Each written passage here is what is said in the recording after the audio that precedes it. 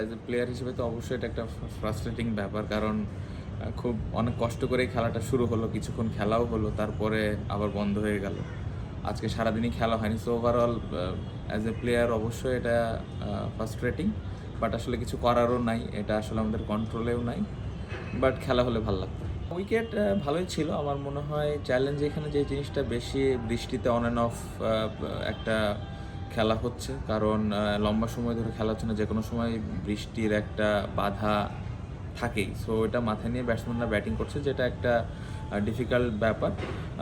But তাছাড়া আমি বলবো যে উইকেট সোফার ভালোই ছিল, বাট আমাদের সামনে হয়তো ডে 3 ডে 4 যেহেতু বৃষ্টি ওইরকম রোদও পাচ্ছে না, সো সেক্ষেত্রে উইকেটটা কতটুকু চ্যালেঞ্জিং হবে আসলে যখন নেক্সট ডেতে খেলাটা শুরু হবে তখন বোঝা যাবে। আমার মনে হয় একটা উইকেট আমাদের বেশি পড়েছে। আমরা ব্যাটিংয়ে যে অবস্থায় আছি, স্টার্টটাও ভালো হয়েছিল, বাট আমি বলবো না যে খুব খারাপ অবস্থানে আছে যে উইকেট আমরা খেলছি। সো এখন আমাদের অনেকগুলো ব্যাটসম্যান আছে, এখান থেকে যদি দুইটা বড় পার্টনারশিপ হয় ভালো অবস্থানে যাব। বাট এই মুহূর্তে যদি খেলার অবস্থান দেখি তাহলে আমার আমার আমার মনে হয় যে মাঝামাঝি একটা অবস্থানে আছে।